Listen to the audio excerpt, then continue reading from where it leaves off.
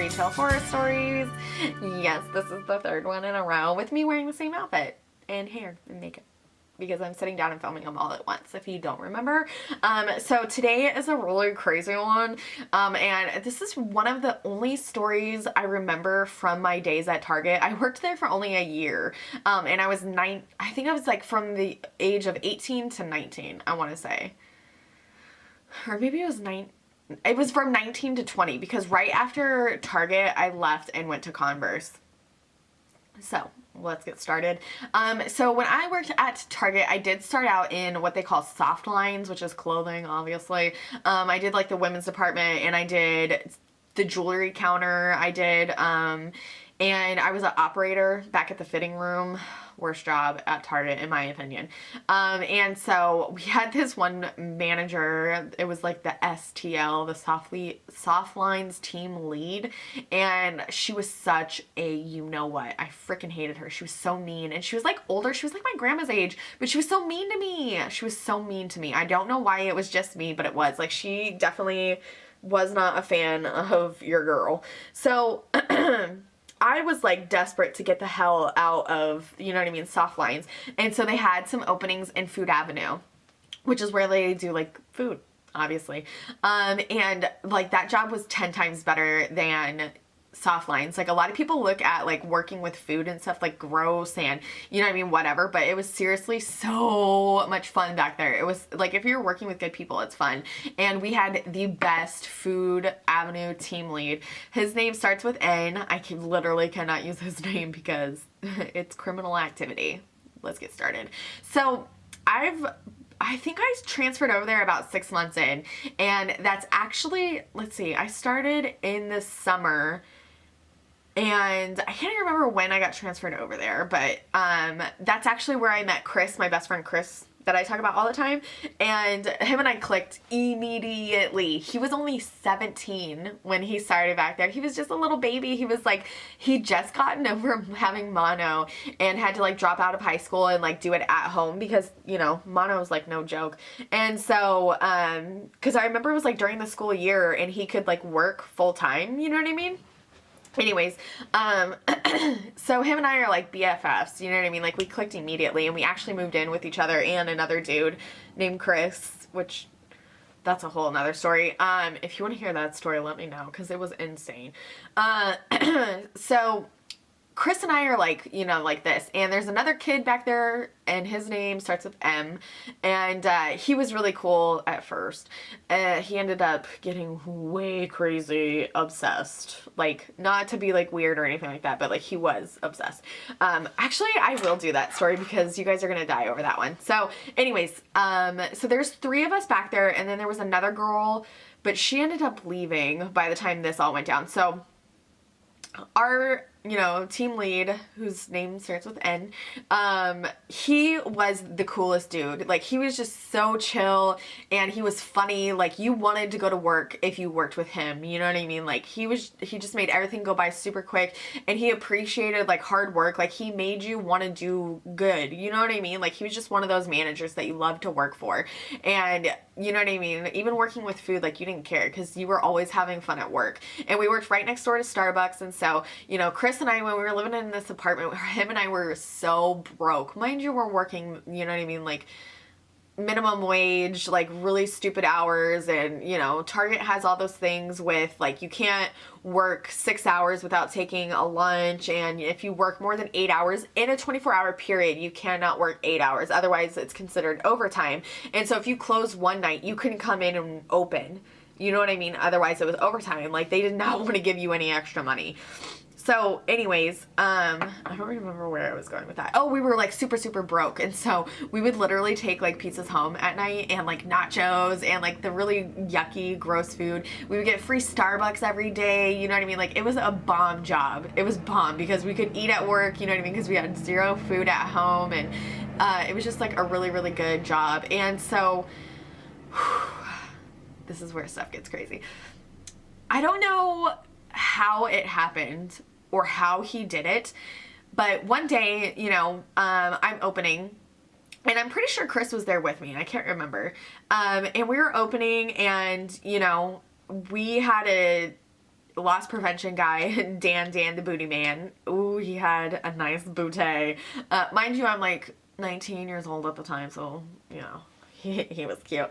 But that's what we called him, was Dan the booty man, because he was like this white dude and he had like a big old luscious booty on it. I forgot all about that. So anyways, you know, he comes walking by and he's like, you guys are gonna have to stay here. I'm pretty sure it was Chris with me. It may have been this other girl named Kiara that starts with the letter K. Kiari was her name. And so I'm pretty sure it was Chris though. And he was like, you guys need to stay here and open, which Nate was there, you know, and we were like, okay, like, we are here. What are you talking about? Like, but he said, like, you guys need to stay here. And we were like, okay. And so, you know, we saw him and Nate walk to the back, which Target is set up really weird, where just off of Food Avenue is like this door, and that's like where the drawers are kept at night, and that's where the loss prevention office is, right? So we see them walk back there and we're like, okay, you know what I mean? Like, whatever. I don't know what they were doing. So we're, you know, every morning you prep pizzas, you prep breakfast, you prep everything, hot dogs, popcorn, like you have to cook all the food in the beginning of the morning, or you're supposed to anyway. And so you have to, like, you know, get the dough ready. And so we're doing all of that. Like, we're not even paying attention. And so we hear something and we were like, you know, what was that? And we, like, it sounded like running, and we were like, what was that? And then we see Dan coming out and running, and we were like, what's going on? And so come to find out, N had been embezzling money somehow through the Food Avenue, like, register. I don't know how any of that works. Like, I can understand stealing money from the drawer because, like, the money's right there, you know what I mean?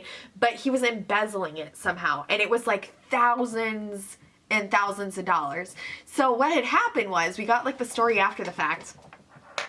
Dan Boo Man brought in to the back office and told him, like, you know, we have all the evidence. We've been gathering it for a while and watching you, and you've been continuing to do it.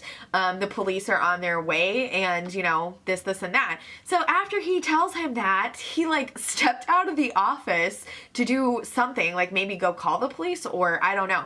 Well, N was like, F that, got up and ran out of the store, ran to his car, and, like, peeled out of the parking lot. Mind you, we didn't see any of this. Like, we just heard, we didn't even see N run. Like, we just heard him run, and then we were like, what was that? And then we saw Dan Booty Man run, and we were like, what's happening? So not only that, like, he fled the state of, this was in Vegas, he fled the state of Nevada and ended up in Florida to, like, escape the law. And not only that, his partner, because he was gay, his partner had been doing the same thing at his work and was, like, gonna get caught for it. So they both fled to Florida, of all places. Not Mexico, not out of the country, but to Florida, where apparently warrants don't exist. And so it was, like, insane. And so this other kid that Chris and I lived with, named Chris, he one day, like months later, got a phone call from N, because we all used to hang out outside of work. And even though he was, like, much older than all of us, he was, like, in his 40s at the time, but he was just so cool. So anyways, we, like, got a hold of him.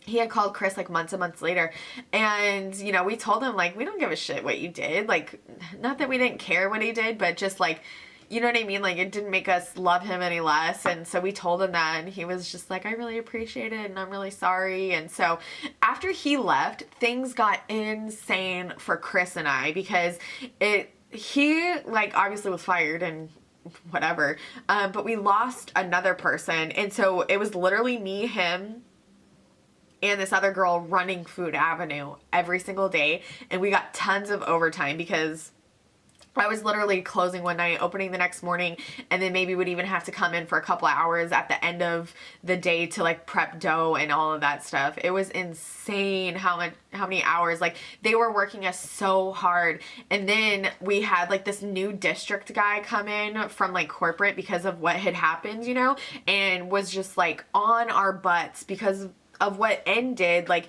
he was coming down on us, but we had no idea, you know what I mean? Like I had no idea at all.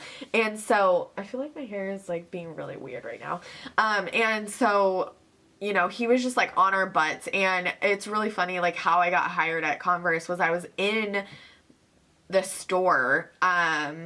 Maybe I'll do that in another story actually, because this is already 10 minutes long and this story gets longer. So that is it. Like embezzling thousands of dollars from Target. I don't know how it works.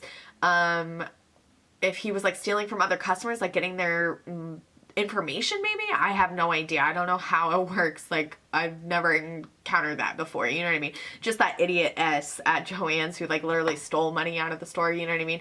But yeah, so that is it for this week's retail horror story. I hope you guys enjoyed. If you did, please give it a thumbs up. If you are new, hello and welcome. My name is Brittany Cocco and you are watching the Cocco channel. Please subscribe if you're not already, and I will see you guys in my next video.